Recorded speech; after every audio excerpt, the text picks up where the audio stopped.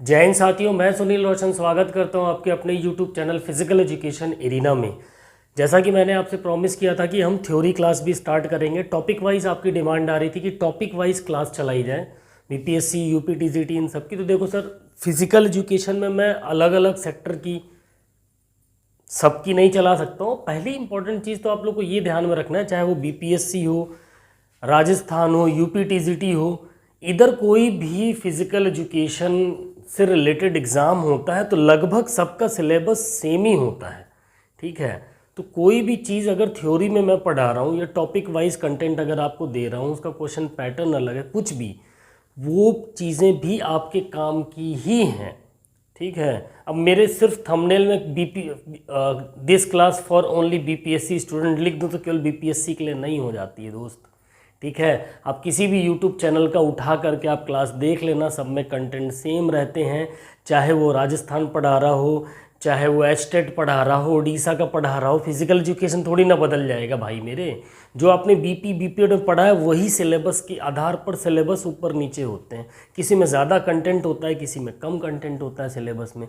ठीक है, तो मेरी कोशिश रहेगी कि मैं बीपीएड के अंदर हम जितना भी पढ़ते हैं उन सारे सिलेबस को हम कवर करते हुए चलें। ठीक है, ताकि आपकी ये समस्या ख़त्म हो जाए कि भैया एचटेट के लिए अलग से पढ़ा दो, बीपीएससी के लिए अलग से क्लास करा दो, यूपीटीजीटी की अलग से करा दो।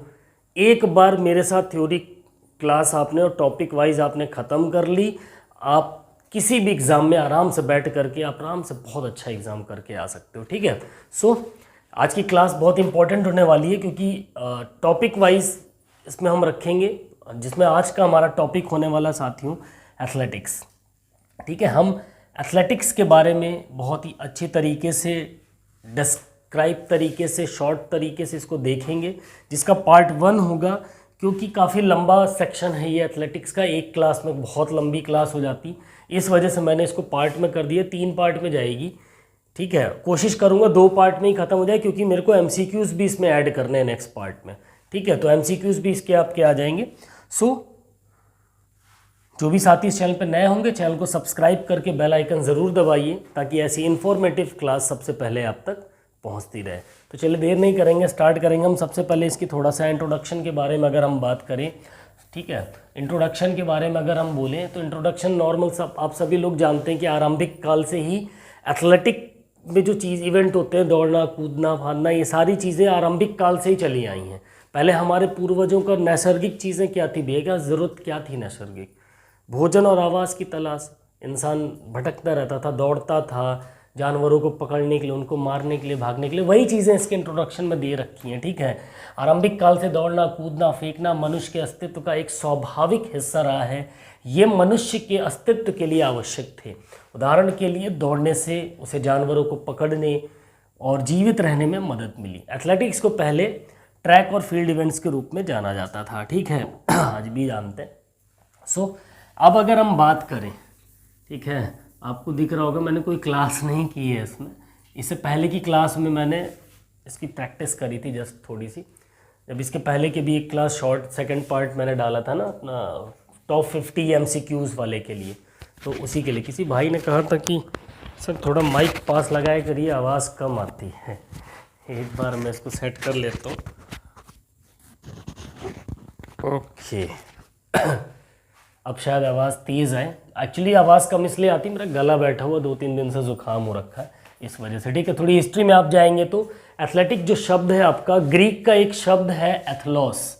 ठीक है, ग्रीक वर्ड है आपका एथलॉस, इसी से आपका एथलेटिक शब्द आया है। ठीक है, जिसका मतलब होता है कंपटीशन या प्रतियोगिता। ठीक है, एथलॉस का मीन आपसे पूछ लिया जाता है कभी कभी। ठीक है, ओलंपिया ग्रीस में पहली बार जो अगर हम बात करें, जो प्राचीन ओलंपिक खेल 776 में पहली बार हुए एथेंस में, ग्रीस में, ओलंपिया पर्वत पर। तो ठीक है, यहीं पर क्या होता था, उसमें जो एथलेटिक के ही इवेंट कराए जाते थे, जिसमें फुट रेस शामिल कराई गई थी। ठीक है, फुट रेस थी एथलेटिक्स इवेंट में, बाद में उसमें चैरियट रेस वगैरह भी स्टार्ट कराई 192 मीटर के बराबर। ठीक है, नेक्स्ट ट्रैक एंड फील्ड एक व्यक्तिगत खेल है, सभी को पता है भैया ट्रैक एंड फील्ड क्या है। इंडिविजुअल गेम है, टीम गेम्स भी होते हैं इसमें ट्रैक एंड फील्ड इवेंट में। जैसे टीम गेम में आपका रिले रेस आ जाता है, है ना। बस बेसिकली अगर देखा जाए तो ट्रैक एंड फील्ड इवेंट जो होते हैं वो इंडिविजुअल गेम्स ही होते हैं, ठीक है। इसको दो पार्ट में डिवाइड कर दिया गया, एक आपका ट्रैक में डिवाइड कर दिया, एक आपके फील्ड में डिवाइड कर दिया गया, ठीक है। ओके, ये चीज़ सारी चीज़ बस थोड़ा सा नॉर्मली मैंने इन चीज़ों को आपके सामने रखा है। अब आ जाते हैं अपने मेन पॉइंट पे, जो एग्ज़ाम से रिलेटेड अगर हम पॉइंट्स की बात करेंगे तो यहाँ से आपसे क्वेश्चन पुटअप होते हैं, ठीक है। ये चीज़ आपको ध्यान में रखनी है। एथलेटिक्स के प्रमुख संघ और महासंघ, ठीक है, इंपॉर्टेंट पॉइंट है, ठीक है। Major associations and federations of athletics, तो जो अभी हाल ही में वर्ल्ड एथलेटिक्स फेडरेशन है, वर्ल्ड एथलेटिक्स के नाम से जानी जा रही है, इसको पहले international association of athletics federation के नाम से जाना जाता था, ठीक है। ये आपको ध्यान में रखना है। अगर हम इसकी स्थापना की बात करें साथियों तो 17 जुलाई 1912 में स्वीडन में इसकी स्थापना हुई, स्कॉटहोम के अंदर, ठीक है। Founded on July 17, 1912 in Scotland, Sweden. वहीं अगर मुख्यालय की बात करें, इसके हेडक्वार्टर की हम बात करें तो मोनाको में है, ठीक है। मोनाको में इसका स्विट्जरलैंड है, मोनाको में इसका हेडक्वार्टर है, जो कि मोनाको कहाँ पर है, स्विट्जरलैंड के अंदर है, ठीक है। टोटल स्टाफ मेंबर की बात करें तो 214 इसके मेंबर होते हैं, ठीक है। और करंट प्रेसिडेंट आपको ध्यान में रखना है, इंपॉर्टेंट पॉइंट है। करंट प्रेसिडेंट का आपको नाम पता होना चाहिए। वर्तमान अध्यक्ष आपके कौन है, सेबेस्टियन कोए, ठीक है, सेबेस्टियन कोए, ठीक है। Current president of world athletics, world athletics के अगर करंट प्रेसिडेंट की हम बात करेंगे तो भैया सेबेस्टियन कोए हैं। ये पॉइंट आपको ध्यान में रखना है, यहाँ से क्वेश्चन पुटअप हो सकता है, ठीक है। वहीं नेक्स्ट की अगर हम बात करें तो नाम पर इसका थोड़ी सी हिस्ट्री ना, इसके नाम को चेंज करने के लिए भी रही, ठीक है। इसके नाम परिवर्तन हुए, जैसे इंटरनेशनल एमेच्योर एथलेटिक फेडरेशन 1912 से 2001 तक इसका नाम क्या था भैया, IAAF, ठीक है। इंटरनेशनल एमेच्योर एथलेटिक फेडरेशन 1912 से 2001 तक इसका ये नाम रहा, ठीक है। वहीं, ठीक है, IAAF international amateur athletic federation, ठीक है, 1912 से 2001 तक।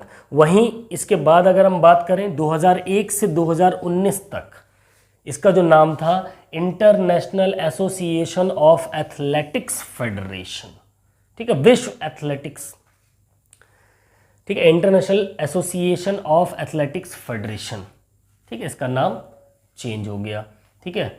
और वहीं अगर 2019 से अब तक की बात करें, 2025 चल रहा है, फिलहाल तक की अगर हम बात करें तो अभी इसको बुलाया जाता है वर्ल्ड एथलेटिक्स, ठीक है। वर्ल्ड एथलेटिक्स के नाम से ये फेडरेशन है जो अभी कंटिन्यूअस चल रही है। ये चीज़ें थोड़ी सी आपको ध्यान में रखनी, कभी कदार यहाँ से पुटअप होने की संभावना होती है, बाकी नॉलेज में आपकी ये चीज़ें रहनी चाहिए नोट्स में, ठीक है।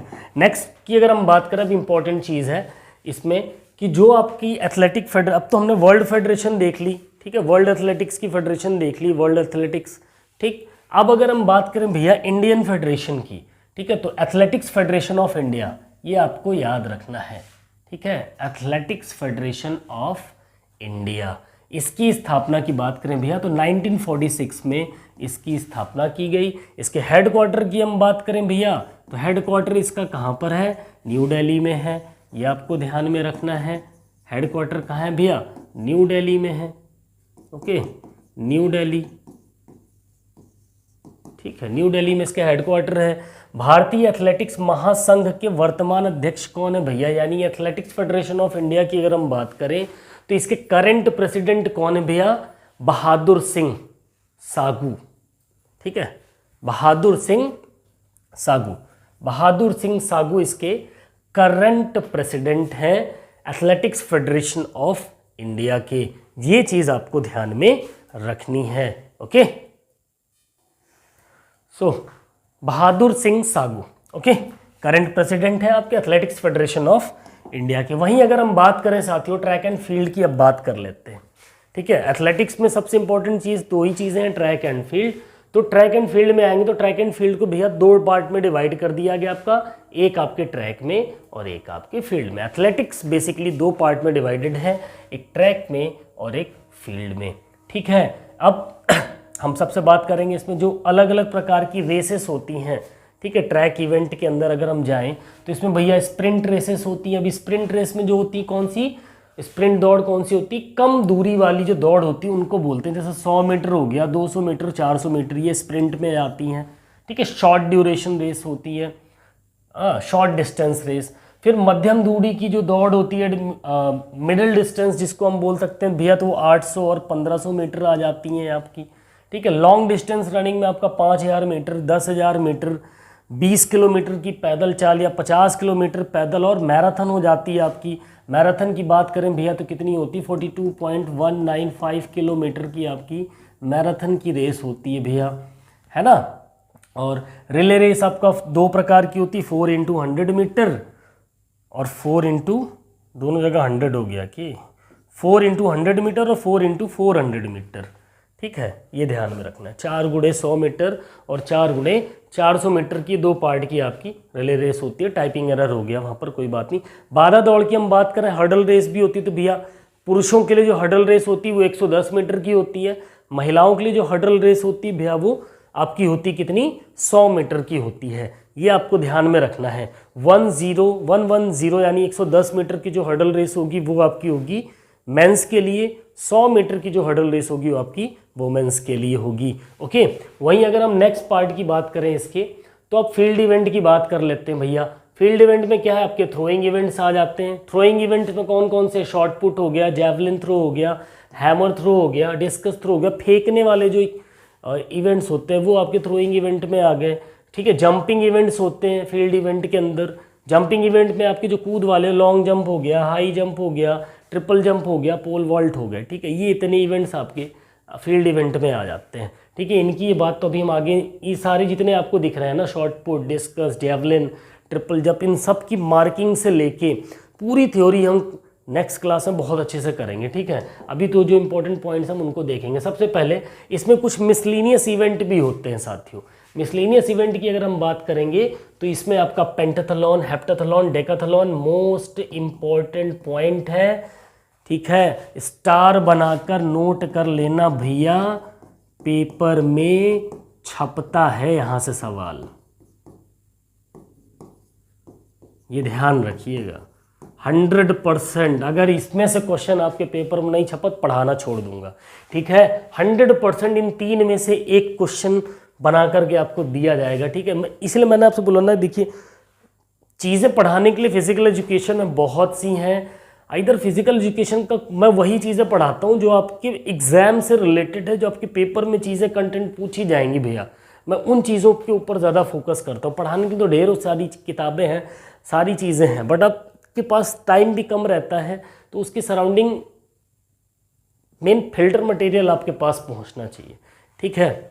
सो ये चीज़ क्लियर होगी, पेंटाथलॉन, हेप्टाथलॉन, डेकाथलॉन, ठीक है। ये तीन इवेंट आपके ऐसे होते हैं भैया जो मिसलेनियस है, मिश्रित या विविध स्पर्धाएं में आ जाती हैं आपकी, ठीक है। पेंटाथलॉन की बात करें तो भैया इसमें टोटल 5 इवेंट होते हैं, ठीक है। ये ध्यान में रखना है आपको। पेंटाथलॉन में आपसे पूछ लेता है कितने इवेंट होते हैं भैया, तो 5 इवेंट होते हैं, ठीक है।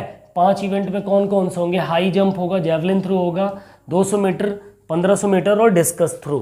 ये 5 इवेंट आपके भाई साहब किसमें होते हैं, पेंटाथलॉन में होते हैं। ये चीज़ आपको ध्यान में रखनी है। वहीं अगर हम बात करें भैया डेकाथलॉन की, तो डेकाथलॉन की बात करें, आई होप आपको ये विजिबल होगा अच्छे से, एक बार चेक कर लेता हूँ, ओके क्लियर है। सो डेकाथलॉन की बात करें तो सबसे इंपॉर्टेंट चीज़ आपको क्या ध्यान रखनी भैया, डेकाथलॉन जो प्रतियोगिता है वो केवल पुरुषों के लिए है भैया, ओनली फॉर मेंस, ठीक है, only for main Decathlon event. अब एक डेक का मतलब क्या होता है, यहीं से आप लगा सकते हैं। एक डेक मतलब होता है 10 वर्ष, ठीक है। यहाँ तो डेक अगर लग गया तो यानी 10 इवेंट होंगे इसमें। तो कितने इवेंट है भैया, 1 2 3 4 5 6 7 8 9 10 11 कैसे हो गया, अच्छा सॉरी, मैंने डे 1 पे भी 1 लिख दिया था, कोई बात नहीं, फिर से देख लेते हैं। मैंने वही सोचे, इसमें मैंने 10 लिखे थे, 11 कैसे हो गए भाई, है। सो 1 2 3 4 5 इधर, ठीक है, 6 7 8 9 और ये 10, यानी कि डेकाथलॉन के अंदर कितने इवेंट होते हैं भैया, 10 इवेंट होते हैं। दूसरी इंपॉर्टेंट चीज़ कि डेकाथलॉन प्रतियोगिता आपकी कितने दिन तक चलती है भैया, तो 2 डेज तक कंटिन्यू रहती है। 2 दिन तक चलने वाली ये प्रतियोगिता है, ये आपको ध्यान में रखना है। तो डे 1 और डे 2 में डिवाइड कर दिया मैंने यहाँ पर इसको। डे 1 के अंदर 5 प्रतियोगिता होती है, ठीक है। डे 1 में आपकी कितनी होगी भैया 5, और डे 2 में कितनी होगी भैया, उस दिन भी होंगी 5 प्रतियोगिताएं, 5 इवेंट होंगे, ठीक है। ये आपको ध्यान में रखना है, ओके। इतनी चीज़। अब डे 1 में कौन कौन से इवेंट होंगे भाई साहब, तो डे 1 के अंदर अगर आप बात करोगे तो पहले 100 मीटर होगा, फिर लॉन्ग जंप होगी। लॉन्ग जंप बोले तो लंबी कूद लो भैया, ठीक है, लंबी कूद हो जाती है, ठीक है। शॉर्ट पुट हो गया, गोला फेंक, ठीक है।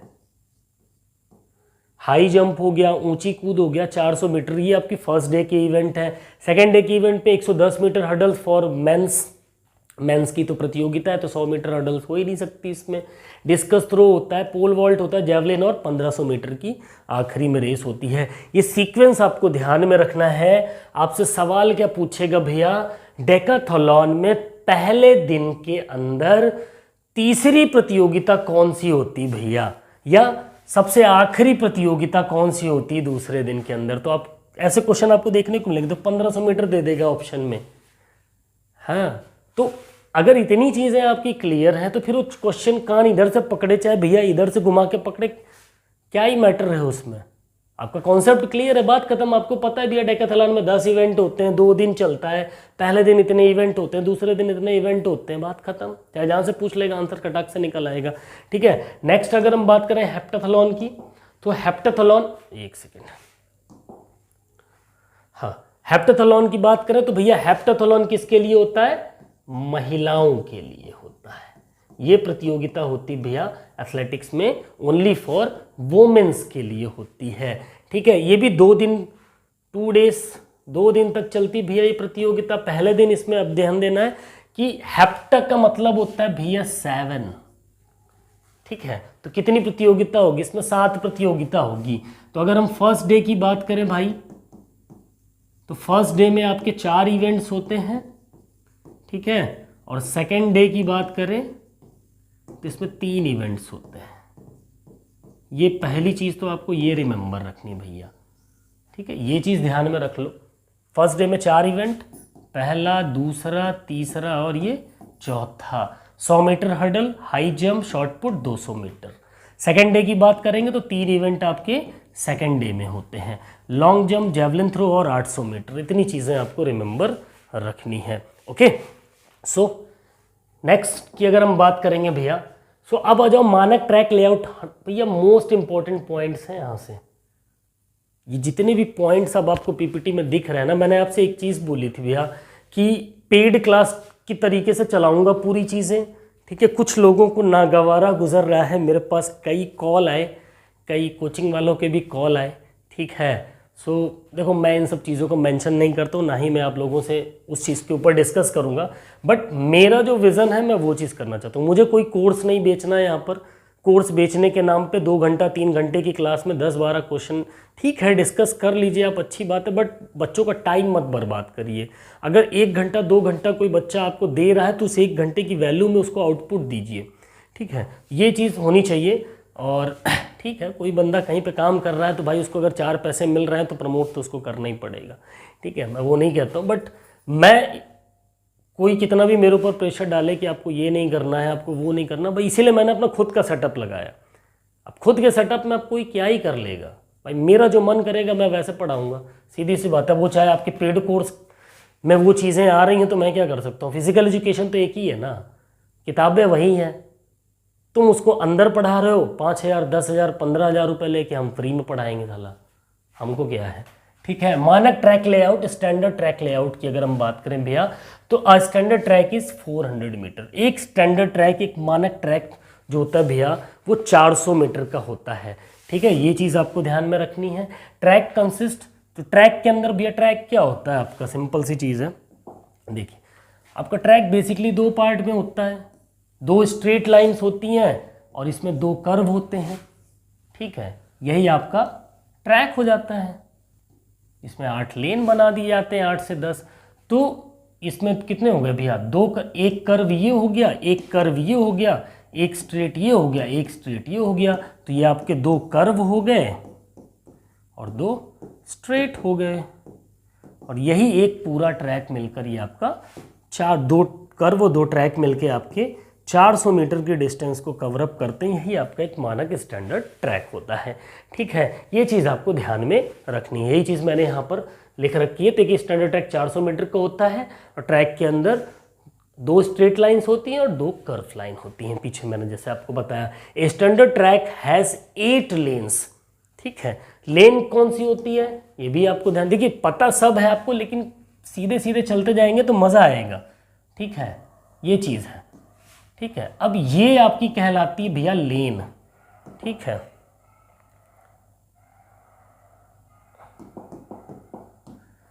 ये जो पार्ट है ये आपका कहलाएगा लेन। ठीक, तो ऐसी ही आपकी टोटल कितनी लेन बना दी जाती है भैया, 8 लेन बना दी जाती है, 8 इधर और 8 उधर, 8 लेन। ठीक है, एक स्टैंडर्ड ट्रैक में 8 लेन्स होती हैं। वैसे 8 से 10 लेन किए जा सकते हैं, बट 8 ही रखी जाती हैं मैक्सिमम। ठीक है, तो 8 से 10 लेन आपके एक स्टैंडर्ड ट्रैक पे होती है। लेन की जो विड्थ होती है भैया 1.22 मीटर होती है। ठीक है, कितनी होती है, 1.22 मीटर होती है। इसकी जो चौड़ाई होती है, ठीक है, इसकी जो चौड़ाई होगी आपकी, जो लेन होती है उसकी चौड़ाई की अगर हम बात करें, यहाँ से यहाँ तक अगर ये लेन की चौड़ाई की हम बात करें तो ये कितनी होती है भैया, 1.22 मीटर। ठीक है, और कहीं कहीं पे 1.22 मीटर से लेके 1.25 मीटर तक भी हो सकती है। ठीक है, 0.2 से 3 पॉइंट तक वो ऊपर नीचे होता है, प्लस माइनस 1 पॉइंट तक जाता है वो। ठीक है, तो 1.22 मीटर आपकी लेन की चौड़ाई होगी भैया। फीट में पूछ लेगा तो 4 फीट में होती है। अगर कभी कभी आपसे फीट में भी पूछ लेता है तो फीट में आप 4 फीट बता दो। ठीक है, अब वो एग्जामिनर है भैया, उसका दिमाग घूम गया, नहीं पूछेगा आपसे मीटर में, फीट में पूछ लिया कितने फीट चौड़ी होती है, तब क्या करोगे, तो 4 फीट होती है। ठीक है, all lines on the track are marked 5 centimetre thick. Athletic track के अंदर जितनी भी पट्टियां होती हैं, ये जैसे पट्टियां हैं ना भैया, ये जो मार्किंग लाइंस हैं, ये पट्टियां हैं वाइट कलर्स की होती हैं, ये सारी की सारी आपकी 5 सेंटीमीटर मोटी होती है भैया। 5 सेंटीमीटर इसकी थिकनेस होती है। एथलेटिक ट्रैक के अंदर की बात हो रही है। फील्ड इवेंट में कुछ जगह की पट्टियां बढ़ जाती हैं मार्किंग जेवलिन सेक्टर के अंदर, है ना। सो 5 centimetre. A standard track has straight length, आपसे स्ट्रेट की लेंथ पूछ लेगा। ठीक है, तो स्टैंडर्ड ट्रैक की जो स्ट्रेट की लेंथ होती है भैया 84.39 मीटर होती है। ठीक है, यानी स्ट्रेट की लंबाई कहाँ से कहाँ तक भैया, ये आपका स्ट्रेट आ रहा है यहाँ से यहाँ तक। एक सेकेंड,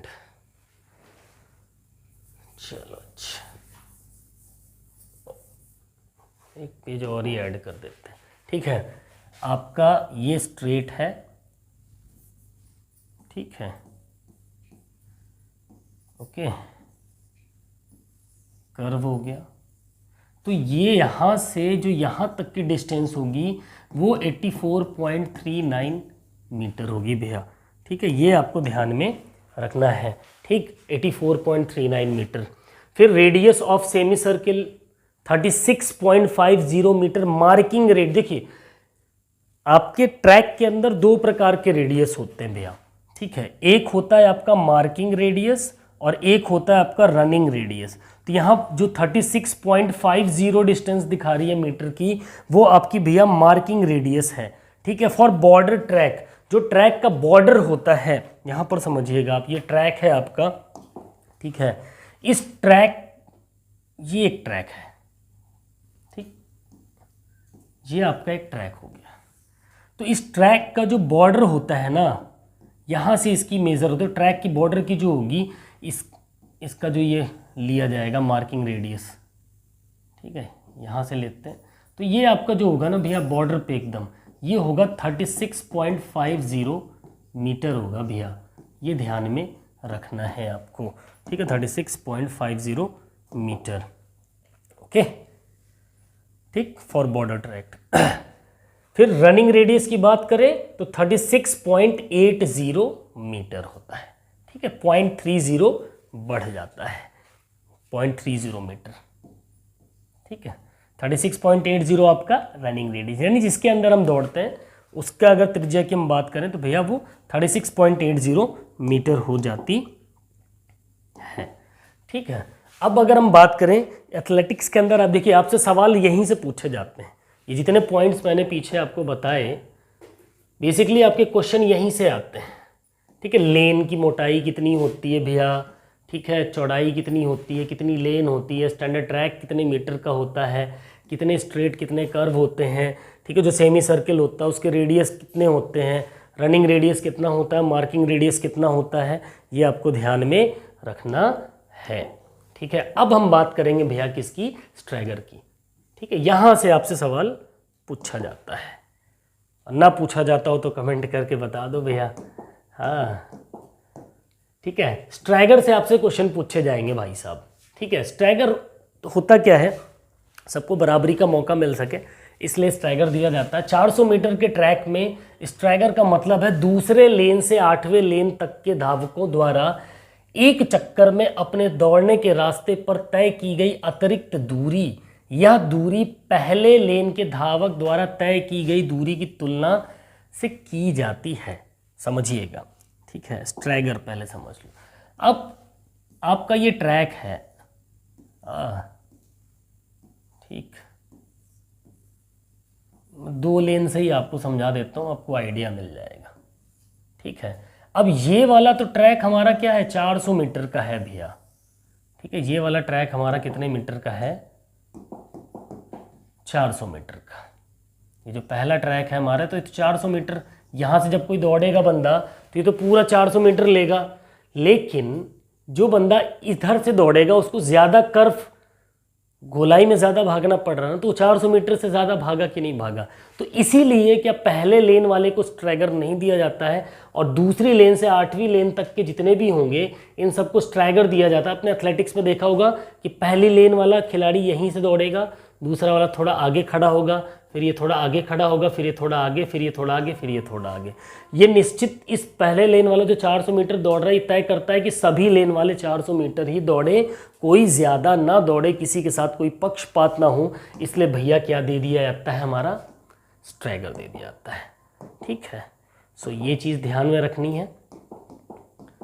ओके, फिर फॉर्मूला, अब पूछता सवाल क्या है भैया, आपसे फॉर्मूला पूछेगा। ठीक है, आपको एग्जाम्पल दे देगा, 4 ऑप्शन दे देगा कि भैया फुल स्ट्रैगर का फॉर्मूला पहचानिए, तो ध्यान में रखना है फुल स्ट्रैगर निकालने का फॉर्मूला क्या होता है। देखो 400 मीटर के ट्रैक में भैया 400 मीटर के ट्रैक में फुल स्ट्रैगर दिया जाता है, 200 मीटर के ट्रैक में हाफ स्ट्रैगर दिया जाता है। ठीक, आधा कर दीजिए उसका। ओके, सो फॉर्मूला क्या है फुल स्ट्रैगर का भाई साहब, WN-1 माइनस 0.10 इंटू 2 पाई। ठीक है, ये आपको ध्यान रखना है, ये इसका फॉर्मूला होता है। 2 पाई यानी 2 से पाई का इंटू कर दो, पाई की वैल्यू 3.14 रख दो या 22/7 रख दो। गणित तो सभी ने पढ़ी होगी, 7-8 का 7-8 में पाई वगैरह पढ़ा होगा। ठीक है, तो डरना नहीं, से बड़े आसानी से सॉल्व हो जाता है। ठीक है, सो जब कोई एथलीट एक वक्र दौड़ता है तो हाफ स्ट्रैगर दिया जाता है, जबकि 2 वक्रों पर दौड़ने पर फुल स्ट्रैगर दिया जाता है। वक्र मतलब कर्व। ठीक है, जब कोई एथलीट मान लो एक कर्व से दौड़ रहा है, ठीक है, ये यहाँ से मान लो दौड़ रहा है, यहाँ से रेस शुरू होगी और यहाँ ख़त्म हो जाएगी, तो यहाँ से दौड़ रहा तो एक ही कर्व पड़ा ना, तो एक कर्व पड़ रहा है तो यहाँ पर उसको हाफ स्ट्रैगर दे देंगे बस। ठीक है, ये भी आप ऐसे भी अंदाज़ा आप लगा सकते हैं। ओके, और कुछ बचा इसमें पॉइंट स्ट्रैगर में।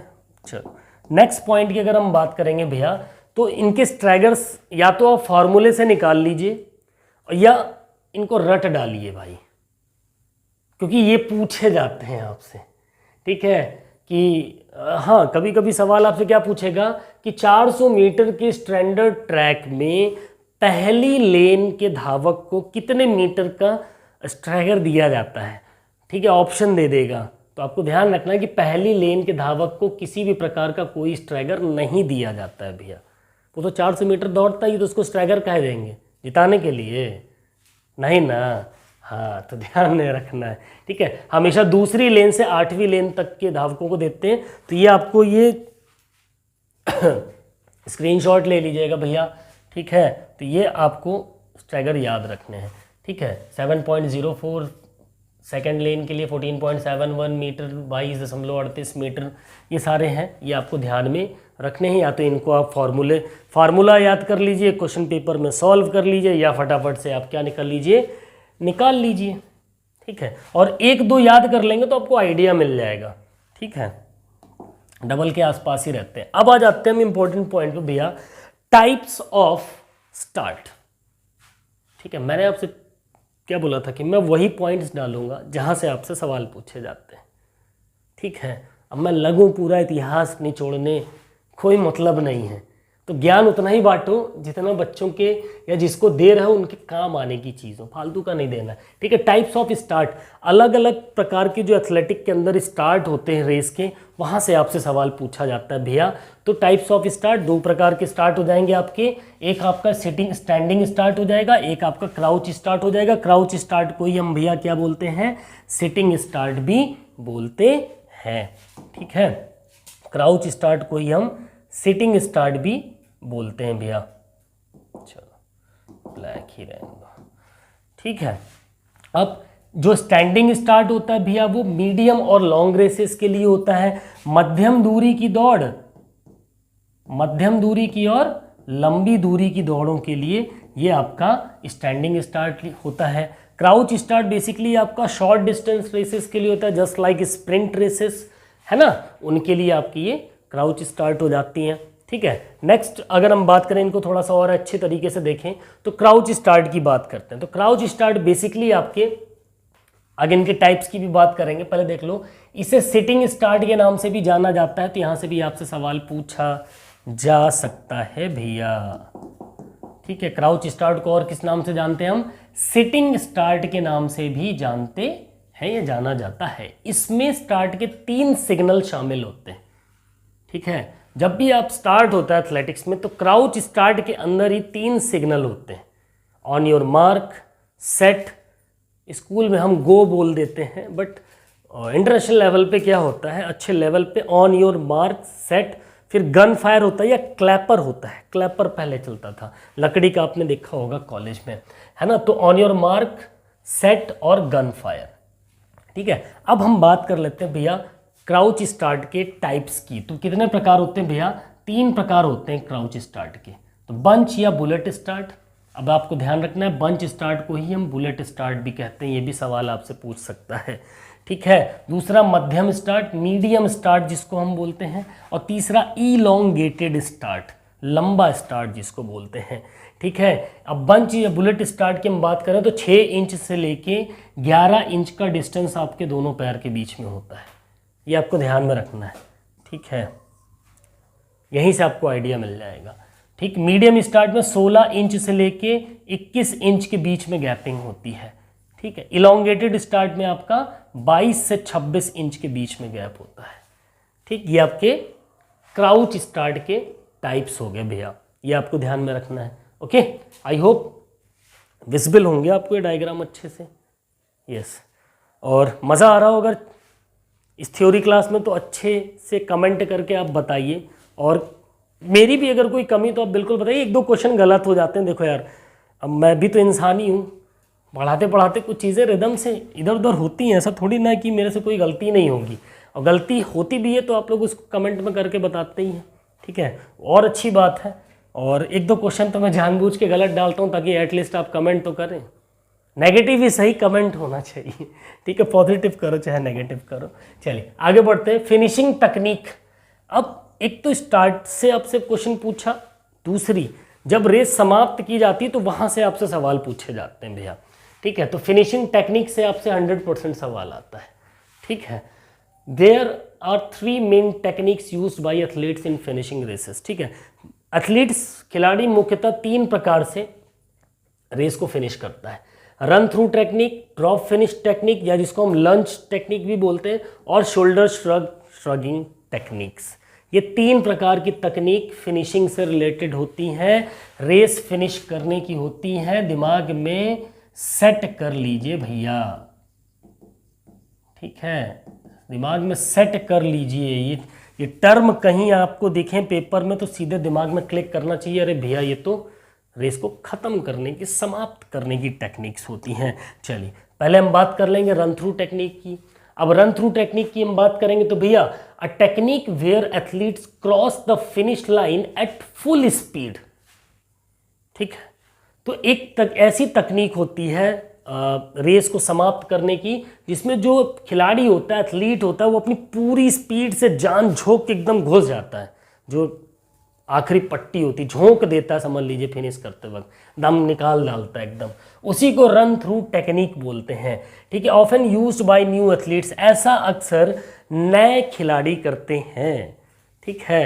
एकदम लास्ट में कचकचा के दौड़ जाते हैं ना, एकदम बस खत्म, जान निकाल देते हैं एकदम। जो नए खिलाड़ी होते हैं वो इस टेक्निक का ज़्यादा यूज़ करते हैं, लेकिन जैसे जैसे खिलाड़ी अभ्यस्त होते जाते हैं तो उनकी टेक्निक चेंज होती है। देखो जैसे आपकी इमेज में आपको क्लियर कट दिख रहा होगा कि एकदम से अपने आप को झोंक दिया पूरी तरीके से, है ना। फिर अगर हम नेक्स्ट की बात करें तो अगला क्या भैया, लॉन्जिंग टेक्निक है। सेकेंड टेक्निक हमारी कौन सी भाई साहब, लॉन्जिंग टेक्निक है। अगर इसकी बात करें, a technique where athletes bend their torso towards the finish line in their final stride, ठीक है। एक ऐसी तकनीक जिसमें एथलीट जो होता है वो अपने अंतिम कदम में, जब वो एकदम फिनिशिंग लाइन के पास पहुंचने वाला होता है, तो टॉर्सो मीन्स धड़ होता है, ध्यान रखिएगा, घबराना नहीं है, ठीक है।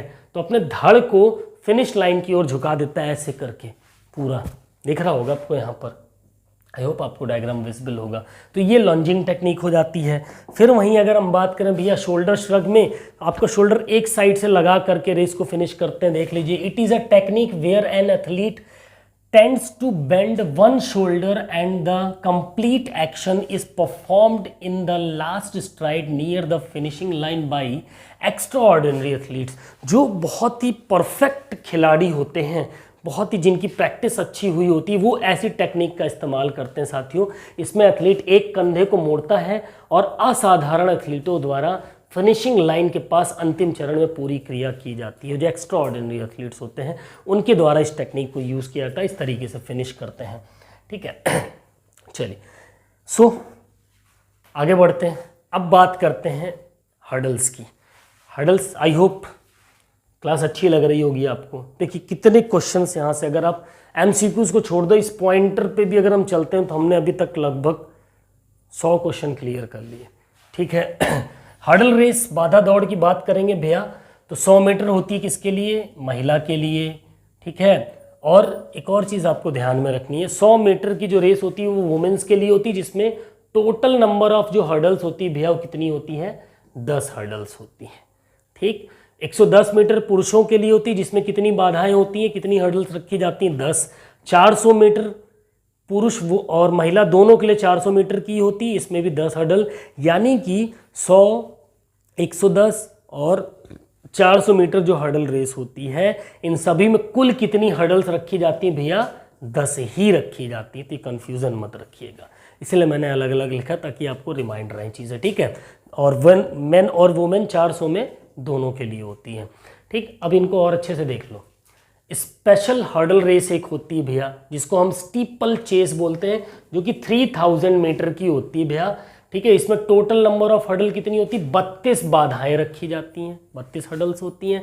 इसमें वाटर हर्डल के साथ साथ इसमें पानी की कूद भी होती है, वाटर जंप्स भी होती हैं, ठीक है। मिल्खा सिंह ने ट्राई किया था, आई थिंक सो, ठीक है। 7 वाटर जंप्स होती हैं, ठीक है। हाइट ऑफ हर्डल्स, अब हर्डल की ऊंचाई तो मेंस के लिए 91.4 सेंटीमीटर, 36 इंच हाई होती है।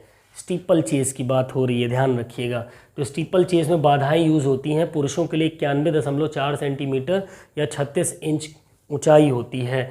महिलाओं के लिए जो होती है 76.2 सेंटीमीटर ऊंचाई होती है, 30 इंच ऊंचाई होती है। तो इतने ही पॉइंट्स बस स्टीपल चेस में, इससे ज़्यादा नहीं पूछेगा, बट और भी अगर पूछता है तो मैं और चीज़ें क्लियर कर देता हूँ आपकी, चलो ठीक है। तो वाटर जंप जो होती है वो 3.66 मीटर, ठीक है। जो वाटर पिट्स होते हैं ना, उसमें छलांग लगाने के लिए जो बनाई जाती है उनकी जो डिस्टेंस होती है 3.66 मीटर की होती है या 12 फीट लंबाई होती है। ठीक है, वाटर पिट की डेप्थ जो गड्ढा होता है पानी की उसकी गहराई की अगर हम बात करें, so its deepest point the water pit is 50 centimetres 19.685 inches deep. अपने सबसे गहरे बिंदु पर जो पानी का गड्ढा होगा 50 सेंटीमीटर या 19.685 इंच गहरा होगा। ठीक है, वहीं हर्डल की कुछ स्पेसिफिकेशंस अगर हम बात करें तो जो हर्डल की ऊपर का जो बार होता है हर्डल का, अगर हम उसकी थिकनेस चौड़ाई की बात करेंगे भैया तो वो 12.7 सेंटीमीटर होता है या 5 इंच के होते हैं। ये आपको ध्यान में रखना है। इतनी चीज़ें आपकी भैया स्टीपल चेस से रिलेटेड है। ठीक है, ये भी आपका किससे रिलेटेड है, स्टीपल चेस से रिलेटेड है, ये ध्यान में रखना है भाई साहब। चलो नेक्स्ट पॉइंट की मैं बात करूँ, टेक्निक्स ऑफ हर्डल्स। अब हर्डल्स जो रेस होती है उसके लिए कुछ तकनीक होती है, कुछ टेक्निक्स होती हैं। हाँ, तो इसमें बेसिकली 3-4 पॉइंट्स हैं, आपको ध्यान में रखना है। स्टार्ट एंड अप्रोच हो जाएगा, फिर फ्लाइट हो जाएगा, फिर लैंडिंग हो जाएगा, और एक हर्डल से दूसरे हर्डल के बीच में मैक्सिमम जो परफेक्ट एथलीट होते हैं वो 3 स्टेप में पार करने की कोशिश करते हैं। मतलब 3 बार बस किया जंप। ठीक है, तो बाधाओं के बीच जो दौड़ बाधाओं के बीच की दूरी को कवर करने के लिए 3 चरणों का उपयोग किया जाता है टेक्निकली अगर हम देखें, इसीलिए इसको टेक्निक्स बोला गया है। ठीक है, अब आ जाओ अगले पॉइंट की बात करें, हर्डल्स पोजीशंस। भैया बहुत ही इंपॉर्टेंट पॉइंट है ये, ध्यान रखिएगा, यहाँ से पेपर में सवाल बनाए जाते हैं आपके। तो 110 मीटर हर्डल की बात करें तो position are mark with blue lines. 110 metre hurdles जो कि किसके लिए होती है भैया, मेंस के लिए होती है। तो पुरुषों के लिए जो 110 मीटर की हर्डल रेस होती है उस हर्डल को जब हम रखते हैं तो उसके लिए कौन सा निशान लगाया जाता है, ट्रैक पे हमेशा ब्लू कलर का निशान लगाया जाता है, नीले कलर से मार्क किया जाता है ट्रैक में। ठीक है, both side of the track, track के दोनों साइड पे। ठीक है, 100 मीटर हर्डल भैया जो वोमेन के लिए होती है, महिलाओं के लिए होती है, उसकी जो होती मार्किंग की जाती है किससे भैया, येलो से मार्क किया जाता है, येलो कलर से ट्रैक के दोनों साइड पे। 400 मीटर जो पुरुष महिला दोनों के लिए होती है उसको भैया ग्रीन कलर से आपका मार्क किया जाता है। ठीक है, ग्रीन कलर से। स्टीपल चेस की बात करें, उसके जो बैरियर होते हैं उसकी अगर हम बात करें तो बैरियर की पोजीशन के लिए लेन 1 के अंदर और लेन 3 के बाहर नीले वर्गों का उपयोग किया जाता है, ब्लू कलर के स्क्वेयर्स का यूज़ किया जाता है। ठीक है, यदि अगर ट्रैक ही नीला है तो उसके लिए रेड कलर के स्क्वेयर का यूज़ करेंगे, ये भी ध्यान रखिएगा। अगर ट्रैक का कलर नीला है तो रेड का यूज़ करेंगे, अदरवाइज नीले स्क्वेयर का हम यूज़ करते हैं साथियों। सो ये थी हमारी आज की एथलेटिक्स की। अभी it's just like a demo. मैंने आपसे जो बोला था ना कि अब हम स्टार्ट करेंगे, तो अब स्टार्ट हो चुका है आज की क्लास से। कमेंट करके ज़रूर बताइएगा प्लीज़ कि आज की क्लास आपको कैसी लगी। अगर हमारी क्लास आपको बेहतर लगती है, मेरे पढ़ाने का तरीका आपको बेहतर लगता है और भी कोई सुझाव की ज़रूरत है तो आप हमको ज़रूर बताएं। और साथ ही हमें सहयोग करने के लिए चैनल का ज्वाइन बटन ज़रूर लें और चैनल को सब्सक्राइब करना ना भूलें। वीडियो को ज़्यादा से ज़्यादा शेयर करें। तो मिलते हैं अपनी नेक्स्ट क्लास में, तब तक के लिए बाय बाय, टेक केयर, जय हिंद, वंदे मातरम, फिजिकल एजुकेशन जिंदाबाद।